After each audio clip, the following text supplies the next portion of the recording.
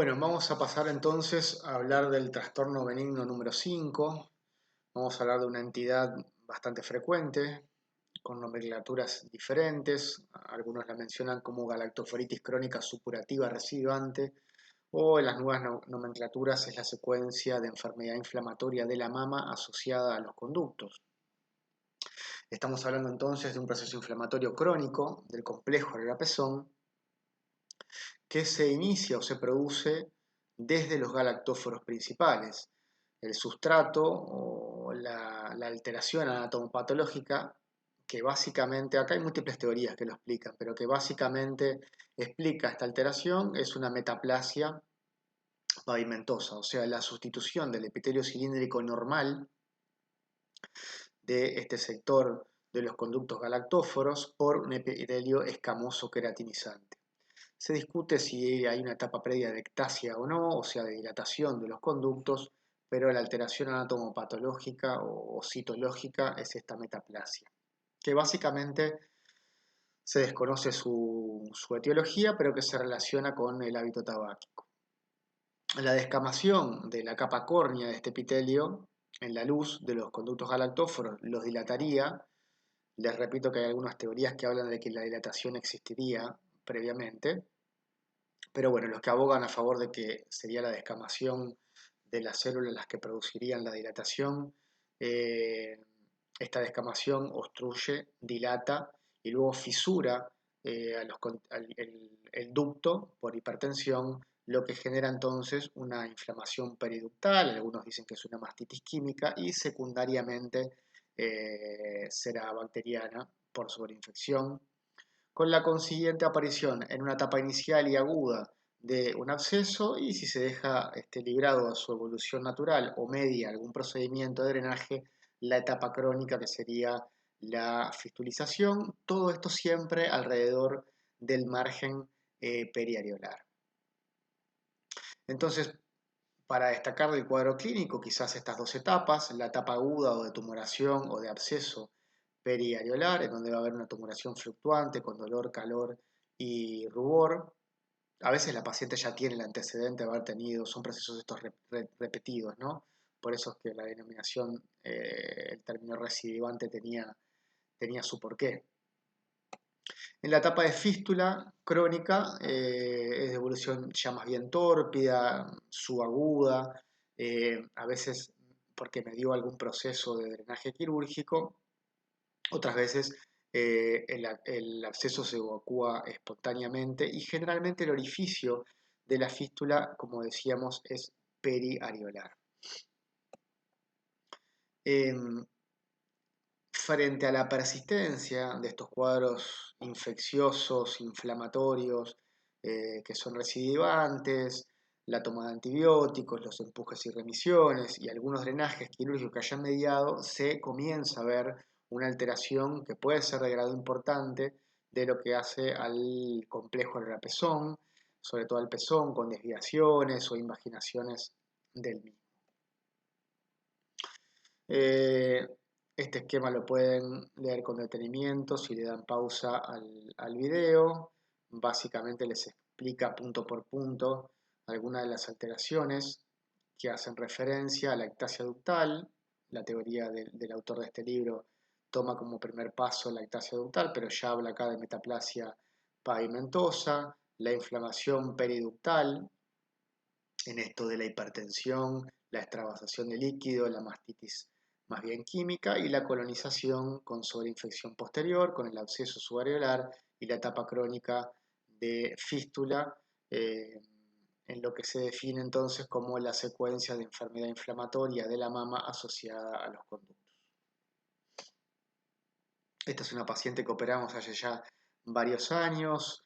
Eh, Después vi alguna situación relativamente similar, pero esta paciente había deambulado por múltiples hospitales buscando alguna situación que la sacara de los empujes que presentaba de esta enfermedad con múltiples drenajes quirúrgicos que ya le habían deformado la mama y el pezón. Llegó a pedir la mastectomía, por supuesto que en principio eso no está indicado. Eh, Así que bueno, es la única paciente en la que hicimos algo más que el tratamiento clásico, que a veces es solamente desvincular a los conductos galactóforos, resecándolos del complejo del pezón. En esta paciente los tuvimos que resecar en conjunto con el complejo del pezón. Acá estaban las fístulas, con un proceso inflamatorio crónico bastante importante. Cuando hablamos de algunos tumores benignos de la mama, eh, son interesantes algunos de ellos por la confusión que pueden generar, sobre todo en su presentación imagenológica con el cáncer de mama. Este podría ser el caso claramente de la cicatriz radiada y la lesión esclerosante compleja. Otras situaciones, la verdad que no son interesantes desde ese planteo, o sea, desde el diferencial con cáncer de mama, sino más bien por su frecuencia, ¿no? Cuando hablemos ahora de las lesiones proliferativas de la mama y de los tumores fibroepiteliales, son interesantes desde ese punto de vista. Hay otras situaciones menos frecuentes que no me parece que valga la pena hablar, como los tumores de origen mioepitelial o a veces los tumores de origen mesenquimático. Como yo les decía, la cicatriz radial y la lesión esclerosante difusa son lesiones muy difíciles de distinguir de lo que es un carcinoma infiltrante, porque su presentación mamográfica además es como una lesión estelar, entonces básicamente remeda desde el punto de vista imagenológico también el cáncer de mama. Y algunos dicen también que son un factor de riesgo para la misma. Lo interesante es del examen macroscópico que son muy similares a un carcinoma de cirro y patológicamente se caracterizan por una distorsión de la arquitectura estrellada teniendo una zona central fibroelástica de donde desprenden y salen bandas de tejido conjuntivo que van atrapando ductos y lobulillos. Pueden verse algunas alteraciones acompañantes como la adenosis lobulillar o hiperplasia, pero no hay células malignas. El diagnóstico es tan difícil de hacer que requiere de técnicas de inmunohistoquímica típicas para marcar células mioepiteliales. ¿Por qué? Porque un cáncer, dijimos que se origina en la unidad ducto lobulillar y es a partir de células epiteliales. Entonces, la presencia de las células mioepiteliales diagnosticada a través de estos marcadores permite diagnosticar entidades de muy difícil, a veces diagnóstico clínico e imagenológico, con esta herramienta entonces que es la anatomía patológica y estos marcadores de inmunohistoquímica. Cuando la lesión es mayor al centímetro, generalmente se la denomina lesión esclerosante compleja. Fíjense ustedes que si comparan con alguna de las imágenes que vimos de cáncer de mama en el primer teórico, ustedes ven esta imagen y es muy parecida a un cáncer de mama.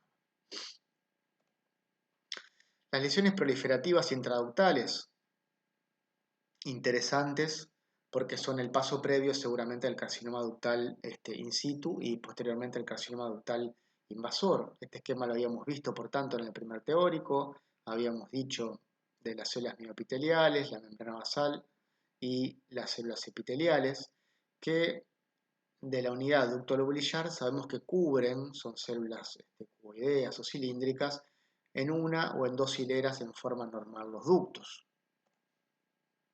Ahora bien, las lesiones proliferativas intraductales se definen entonces por un aumento en el número de capas de células en el espacio ductal. Y así habrá hiperplasia ductal usual, si básicamente lo que predomina es un aumento en el número de capas. Si ya empieza a haber alguna atipía de las células, además del número de aumento de capas, hablaremos de una hiperplasia ductal con atipías. Y si cumple alguna de las características del carcinoma ductal in situ, se denomina, perdón, lo que le quise decir es que si estas alteraciones pasan los 2 milímetros, hablamos de carcinoma ductal in situ. Si son menos de 2 milímetros, hablamos de hiperplasia ductal atípica, hiperplasia ductal con atipías. Fíjense ustedes que en cualidad, o sea, la alteración cualitativa es básicamente la misma. Es muy difícil a veces establecer el diagnóstico, porque estamos hablando de si mide más o menos de 2 milímetros una lesión. Cuando la lesión cumple con las características de alteraciones de cualidad, pero el número de células no supera las 4 capas, que ahí estaríamos hablando de una hiperplasia, entonces la terminología es atipía epitelplana, ¿sí? Entonces, repasando, porque quizás quedó o me salió un poco confuso, la hiperplasia ductal usual hace referencia al aumento del número de capas, pero de células normales, más o menos a partir de la capa número 4. Cuando hay alteraciones ya de la cualidad de la célula, además del número de capas, y son menores a los 2 milímetros, estaríamos hablando de una hiperplasia ductal con atipías. Cuando es más de 2 milímetros, probablemente la terminología de carcinoma ductal in situ entre. Y si las alteraciones son simplemente de la cualidad, pero no de la cantidad, en referencia al número de capas, decimos que estamos ante una atipía epitelial plana. Por supuesto que esto preferiría que lo retuviesen como que las lesiones proliferativas son los pasos previos para el cáncer de mama y que no retengan todas estas definiciones. Acá vamos a hacer un pequeño cambio en el sentido de que básicamente vamos a hablar de una alteración o de una condición, pero por frecuencia van a ver que ya no la denominamos más como enfermedad. Entonces, ¿qué es la condición fibroquística? Básicamente es el cuadro clínico que se caracteriza en una etapa inicial por una mastalgia, o sea, un dolor de mama, que es cíclico, o sea, que tiene relación con el periodo ovulatorio de la paciente y que además se puede acompañar de induración, o sea, de un aumento de la tensión que generalmente predomina en los cuadrantes superexternos de la mama. A veces, a la palpación se asocia con un aumento de la nodularidad. Estas alteraciones son bastante frecuentes en las pacientes, son motivo de consulta muy habitual. Hay que ver si son limitantes o no para la vida de la paciente, en general no, pero para algunas pacientes puede ser realmente molesto. Si bien la etiología es incierta, y les reitero que no estamos hablando de una enfermedad, clásicamente todo esto se vincula a un desequilibrio o algún trastorno hormonal, por lo cual a veces ciertos ajustes de los niveles hormonales, tomando anticonceptivos, eh, puede tener cierto efecto en la mejora de los síntomas. A veces se pueden utilizar pomadas este, con hormonas tópicas. Histológicamente, la verdad que no hay ningún elemento patológico, o sea, todo lo que se describe que puede encontrarse en la histología de una paciente con una condición fibroquística es normal. Los quistes ductales, la metaplasia apócrina, la adenosis o los procesos de fibrosis con los cambios columnares son todas variantes del tejido mamario que pueden darse en mayor o menor porcentaje eh, durante el ciclo, pero que no son patológicas y como verán, tampoco hemos mencionado dentro de estas alteraciones las hiperplasias que sí mencionamos en el ítem anterior como patológicas y predisponentes para el cáncer de mama. Esta condición está concebida dentro de lo que es la alteración del normal desarrollo e involución de la mama, una clasificación que en algún momento pareció tener mucha pegada y después se fue quedando, o quizás algunos autores la utilicen, no lo sé. Pero en principio lo que quiero que quede claro es que nada de esto es factor de riesgo para cáncer de mama, de hecho nada de esto es enfermedad y todo esto es una normalidad que le causa a la paciente, quizás en algún día del ciclo menstrual, un poco de mastalgia, puede llegar a ser relativamente molesto, pero hay que hacer el intento de tranquilizar a la paciente, puede mediar algún estudio ecográfico para documentar este tipo de situaciones que son las dilataciones quísticas y poca cosa más. El fibroadenoma es el tumor benigno más frecuente de la mujer, es una lesión fibroepitelial y está formada entonces por elementos epiteliales y mesenquimáticos, bien diferenciados, predominando su carácter fibroso frente al glandular. Muy frecuente en mujeres de edad joven, entre los 20 y los 35 años más o menos es cuando predomina, y se trata de una lesión que es estrógeno dependiente, por lo cual puede haber cambios del tamaño, del dolor, tanto en el ciclo ovulatorio como durante el embarazo de la paciente y también durante la lactancia, y también si la paciente consuma anticonceptivos orales. También es relativamente habitual que luego de la posmenopausia y con la caída del tenor hormonal presenten cierta involución con calcificaciones. La presentación clínica es bastante patognomónica, generalmente es un nódulo firme elástico, bien delimitado, muy móvil, que a veces lo tomamos, lo palpamos dentro de la glándula mamaria y lo podemos mover con facilidad, o sea que no está fijo a los planos glandulares, ni a la piel, ni al plano muscular posterior. Si recuerdan el primer teórico, que vimos algunas imágenes características de ecografías, veíamos como los nódulos de forma oval, de márgenes circunscriptos, bien definidos, y con el diámetro mayor paralelo a la piel eran nódulos que nos acercaban a bajos niveles de sospecha. Bueno, básicamente estamos mirando algo así. Esto podría ser perfectamente un fibroadenoma. Y planteémonos la siguiente situación, si estuviésemos viendo a una paciente joven que consultó por una clínica que parece ser esa, ¿no? Un nódulo firme elástico, doloroso, eh, que puede tener cierto cambio del dolor con los ciclos ovulatorios. A la paciente la valoramos, le pedimos una ecografía y nos viene algo así. Probablemente lo que nos informe el ecografista, si es su primera vez diagnóstico, sea un 3, un BIRA 3, o sea, un probablemente benigno. Entonces, perdón, eh, ¿qué es lo que hacíamos con los BIRA 3? Y bueno, hablar con la paciente, explicarle, proponerle un nuevo control en 6 meses, repetir la ecografía en 6 meses, si todo sigue sin ningún tipo de cambio, hacer la imagenología de nuevo al año, esta vez bilateral, y ese BIRAT 3, si no tuvo ningún cambio, pasaría a ser un BIRAT 2. ¿Hay que biopsiarlo? Y bueno, algo habíamos mencionado, ¿no? La verdad que no es obligatorio biopsiar esas lesiones que nosotros desde la clínica y la imagenología pensamos que es un fibroadenoma.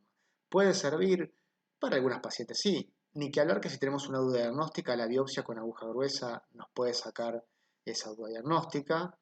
Eh, y bueno, si por algún motivo causa sospecha de la evolución clínica o de la imagenología, pensamos que esa lesión tenga que ser resecada, lo recomendable sería resecarla con biopsia previa. No está muy bueno ir a operar pacientes sin un diagnóstico claramente establecido desde el preoperatorio. Cuando la lesión asocia cambios proliferativos, se habla de fibroadenoma complejo y se le asocia al fibroadenoma complejo algún porcentaje mayor de riesgo para cáncer de mama, pero extremadamente bajo. ¿Se controlan o se resecan? Y bueno, hay que tener ahí un poco de tratamiento individualizado y saber qué es lo que quiere la paciente. Los fibroadenomas grandes se resecan. ¿Qué es grande? Más de 3 centímetros. 4 centímetros. Y bueno, probablemente todas las mujeres se lo quieren resecar. El hecho de que sean más superficiales hace que una tumoración quizás siendo más pequeña se palpe. Entonces, bueno, si a la paciente le molesta, le da dolor, por alguna situación cancerofóbica, no tolera el hecho de hacerse controles repetidos, uno habla con la paciente y puede establecer que tenga resección quirúrgica, que sea indicación de resecarlos, si no se pueden controlar perfectamente porque no son un factor de riesgo importante para cáncer de mama. ¿Qué es el tumor filoides? Es un tumor mixto, o sea, está caracterizado por la presencia por una parte de tejido epitelial y por otra parte de tejido conectivo, con proliferación de los elementos celulares del estroma. Desde el punto de vista clínico, se presenta como una masa mamaria benigna, o sea, es un tumor firme elástico, bastante bien delimitado, indoloro, pero tiene una tendencia al crecimiento bastante rápida y también a lo que son las recidivas locales. Existen 3 grados, está el filodes benigno, el filodes maligno y el border, según la proliferación de los elementos celulares del estroma. Esa clasificación surge de del estudio de la pieza anatomopatológica. ¿Qué es el amartoma? Y bueno, es el tumor benigno, poco frecuente, que suele aparecer en mujeres de 30 a 35, de 35 a 55 años de edad. Y la característica que tiene es que está conformado por tejidos maduros que normalmente conforman la mama. O sea, hay ductos, lobulillos, estroma fibroso y tejido adiposo en diferentes proporciones. Por eso es que de la literatura clásica decía que es una mama dentro de la mama. O sea, es una tumoración conformada por un desorden de los componentes y tejidos normales de la mama. La mayoría de las veces aparece entonces con un nódulo de densidad mixta, bien delimitado, redondeado, de aspecto heterogéneo, con áreas radiolúcidas que representan el tejido adiposo. Esta es una paciente que vimos hace algunos años con esta tumoración que resultó ser un amartoma cuando lo resecamos. Hablar de este tipo de situaciones, la verdad que solamente por nombrarlas, porque estamos en una clase teórica, porque la verdad que son tumores extremadamente poco habituales que se generan por proliferación no de las células epiteliales, sino de las células mioepiteliales. Existen los tumores también de origen mesenquimático, y ahí estamos hablando de tumores de origen vascular y de tumores de origen mesenquimático no vascular. Quizás el lipoma sea uno de los más frecuentes que se me viene a la mente en este momento. Por último, algo de traumatismos de la mama. El traumatismo cerrado va a generar un hematoma. Lo interesante, más allá de que ustedes puedan ver una paciente con un traumatismo inicial que rápidamente puede hacer un hematoma, es la evolución posterior, ¿no? La evolución posterior a la liponecrosis o esteatocrosis mamaria puede dar una isquemia tisular con necrosis que rompe y fragmenta la grasa y dar una reacción inflamatoria crónica. Eso, que es una necrosis grasa, la verdad que desde el punto de vista clínico y desde el punto de vista imagenológico es bastante parecido al cáncer, por lo cual es un simulador. Hemos visto algunas pacientes con traumatismos importantes que después establecieron necrosis grasa y las tuvimos en control con imágenes que eran bastante parecidas al cáncer de mama, pero la noción de trauma era bastante clara. Digo esto porque muchas veces van a ver como muchas pacientes utilizan, no sé si es como mecanismo de defensa o como presentación de la consulta inicial, que hace mucho, mucho tiempo tuvieron un traumatismo y claramente lo que se ve es un tumor avanzado de mama, ¿no? Pero la paciente arranca la anamnesis diciendo que ella se golpeó hace un tiempo y bueno, y ahora está ahí con esa situación de un tumor y de un bulto. Acá para ustedes establecer el diagnóstico de esteatonecrosis, el diagnóstico de hematoma y de traumatismo tiene que haber sido de entidad, ¿no? Importante, con un hematoma a posteriori. Bueno, heridas, traumas abiertos y quemaduras como cualquier parte del cuerpo. Bueno, chicos, creo que son 5 clases, 3 de cáncer de mama, 2 de patología benigna. Tienen los capítulos en sus diferentes clínicas para poder leerlos. Son del 2018, pueden tener alguna pequeña diferencia con el contenido de estos teóricos. Estos son mis contactos, lo mismo que les dije al final del teórico de cáncer de mama, en el canal de YouTube, que está gratis y pueden suscribirse, están los módulos para acceso libre de un curso de cáncer de mama y de cirugía oncoplástica que estamos haciendo. Vamos a subir estos teóricos ahí también. Posteriormente también algún material que nos parezca que sea interesante para compartir, y también vamos a compartir en la cuenta de Instagram algunos posts que sean interesantes en relación a la patología mamaria. Lo que necesiten, estamos a las órdenes y nos estaremos viendo cuando la presencialidad lo permita.